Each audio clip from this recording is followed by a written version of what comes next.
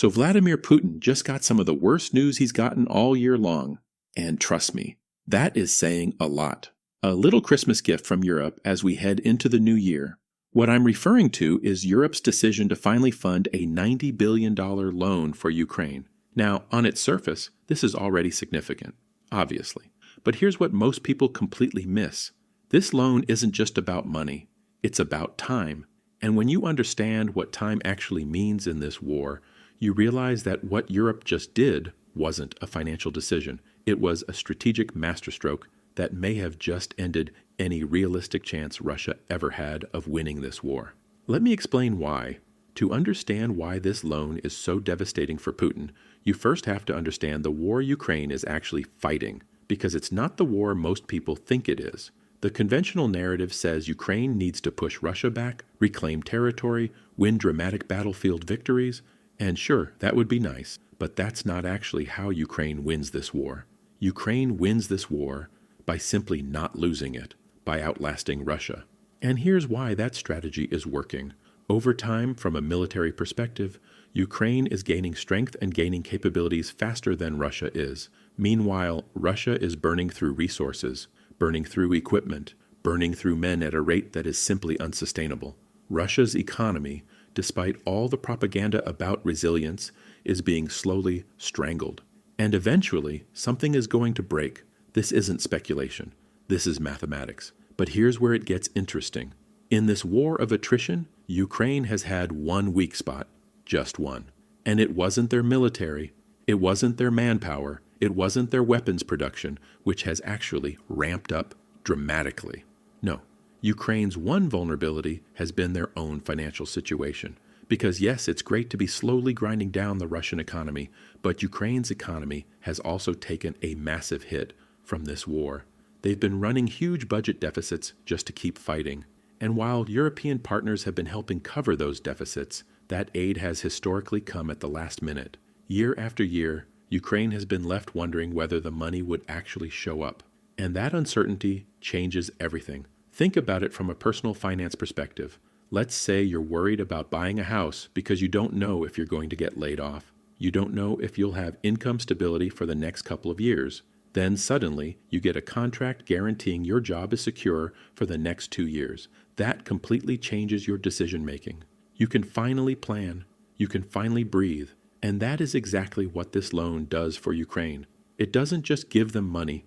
It gives them certainty. It lets them engage in a long-term strategy without the anxiety of wondering whether the funding will be there next year. But here's the real kicker. The structure of this loan is actually more brilliant than most people realize. A lot of critics have been complaining about why Europe chose to loan Ukraine money instead of just directly handing over Russia's frozen assets. You know, the roughly $300 billion in Russian central bank reserves that are sitting frozen in Western banks. Why not just give that to Ukraine? And I understand the frustration. But those critics are missing something crucial. By keeping Russia's frozen assets on the table, Europe has preserved one of the only negotiating chips that Russia actually cares about: their money. If there's ever a negotiated settlement to this war, especially if Putin falls out of power, whoever comes next might be willing to agree to favorable terms in exchange for getting some of those assets back. A lot of Russian oligarchs and officials have their personal fortunes tied up in these frozen funds. That's leverage, real leverage. And if that scenario never happens, if Putin clings to power and Russia remains stubborn, that's fine too. Because in a couple of years, when Ukraine needs more funding, Europe can either produce another loan with the same structure, or at that point, they can directly seize the frozen Russian assets and hand them over. Or after the war is over, those assets can fund Ukraine's reconstruction. The point is, Europe has given itself options, multiple pathways to keep Ukraine funded for as long as necessary. Now, when you put this all together, something remarkable becomes clear. With just the funds that are already committed to Ukraine today, between this $90 billion loan and the frozen Russian assets that can back future loans or be directly transferred, Ukraine isn't just financially capable of fighting for 2 more years. They can realistically continue this war for 5 to 8 years at a minimum, and likely much longer, without any further aid from Europe, without cutting anything from their budget, without changing their strategy at all. Let that sink in for a moment. Russia, meanwhile, is facing an economy that experts increasingly believe cannot sustain this war for more than a few more years at its current intensity. Their equipment losses are staggering. Their defense industrial base, despite running at maximum capacity, cannot replace what they're losing on the battlefield. Their currency is under pressure, their workforce is being depleted, and now they're facing an adversary who has just locked in the financial resources to outlast them by a wide margin. This is why I say this loan represents a decisive shift in the war. Not because $90 billion is some magic number, but because of what it means strategically. It means Ukraine can now fully commit to a long-term attrition strategy without any uncertainty about whether they can actually see it through. And that strategy, the strategy of simply outlasting Russia, is the strategy that leads to Ukrainian victory.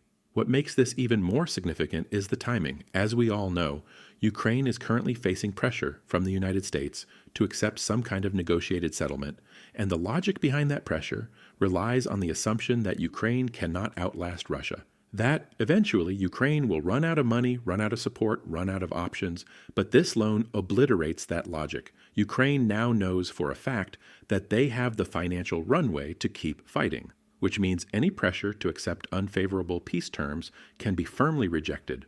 Ukraine doesn't have to negotiate from a position of desperation anymore. And here's the broader implication that I think a lot of people are missing. This isn't just about Ukraine. This is about the entire Western alliance sending a message to authoritarian aggressors everywhere. The message is simple. If you invade a democracy, if you try to redraw borders by force, the West will fund your victim for as long as it takes to defeat you. Not for 1 year, not for 2 years, for as long as necessary. That's a message that resonates far beyond Ukraine. It resonates in Beijing. It resonates in Tehran. It resonates everywhere that dictators are calculating whether aggression might pay off. Putin bet everything on the idea that Western resolve would crumble, that Europe would get tired, that support for Ukraine would dry up, that eventually financial realities would force Ukraine to the negotiating table on Russia's terms. And with this loan, Europe has given Putin a definitive answer to that bet. The answer is no. The West is not backing down. The money is there. The commitment is there. And Ukraine is going to keep fighting until Russia breaks. That is what $90 billion really means. Thank you so much for watching. If you found this video helpful, please do like the video and subscribe to the channel. Those things are completely free, but they help me out a lot. And if you want to support my work even more, there are several links in the description where you can do so.